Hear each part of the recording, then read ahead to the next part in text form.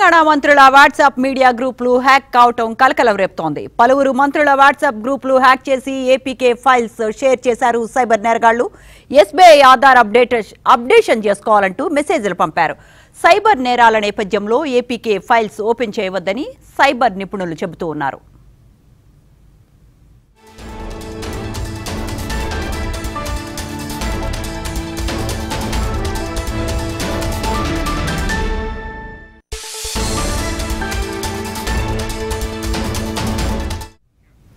Right, Telangana మంత్రుల WhatsApp media గ్రూపులు hack కావటం ఇప్పుడు కలకలం రేపుతోంది. ఈ హ్యాకింగ్ పై మరిన్ని అప్డేట్స్ మా కరెస్పాండెంట్ రాఘవేంద్ర అందిస్తారు. రాఘవేంద్ర,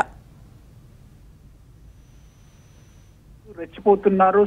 సామాన్యుల నుంచి పొలిటీషియన్ వరకు ఎంపీలు, ఎమ్మెల్యేలు, ఐఏఎస్లు, ఐపీఎస్లు ఇలా ఏ ఒక్కరిని ఫోన్ వదలడం లేదు. లేటెస్ట్ గా పలువురి తెలంగాణ మంత్రుల వాట్సాప్ మీడియా గ్రూపులతో పాటు పలువురు వాట్సాప్ సైబర్ నేరగాలు యాక్ట్ చేశారు. ఎస్బీఐ బ్యాంక్ ఆధార్ అప్డేట్ పేరుతో ప్రమాదకర ఏపీకే ఫైల్స్ ను షేర్ చేస్తున్నారు. ఆధార్ అప్డేట్ చేసుకోవాలని సూచిస్తూ ఎస్బీఐ పేరుతో మెసేజ్లు చేస్తున్నారు. ఏపీకే ఫైల్స్ ఓపెన్ చేయొద్దని సైబర్ క్రైమ్ పోలీసులు ఇటందరికీ సూచిస్తున్న పరిస్థితి కనిపిస్తుంది. సైబర్ నేరగాళ్ల రూట్ మార్చారు. సైబర్ నేరాలలో ప్రజల్లో అవగాహన పెరిగిన ఓటీపీలు చెప్పకుండా జాగ్రత్త పడుతుండటంతో ఏకంగా మొబైల్ ఫోన్స్ యాక్ట్ చేసే స్థాయికి చేరారు. ఇందుకోసం ఏపీకే ఫైల్స్ రూపంలో మాల్వేర్ ను పంపి సెల్ ఫోన్ లోకి చొరబడుతున్నారు. ఆ తర్వాత మొబైల్ ఫోన్ ను తమ ఆధీనంలోకి తీసుకొని బ్యాంక్ అకౌంట్ లోని ఖాళీ చేస్తున్నారు. సోషల్ మీడియాలో వచ్చే ఏపీకే ఫైల్స్ లింక్స్ ను ఎట్టి పరిస్థితుల్లో క్లిక్ చేయొద్దని సైబర్ క్రైమ్ పోలీసులు సూచిస్తున్నారు. గూగుల్ ప్లే స్టోర్ నుంచి మాత్రమే యాప్స్ డౌన్లోడ్ చేసుకోవాలి. Play store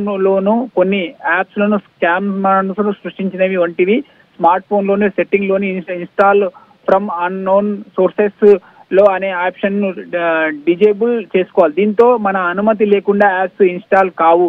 APK files malware install జరిగినట్లు అనుమానం వస్తే మొబైల్ రీసెట్ చేయాలి. ఆ వెంటనే బ్యాంక్ అకౌంట్ ను సంబంధించిన పిన్ నెంబర్లు, పాస్వర్డ్లు మార్చుకోవాలి.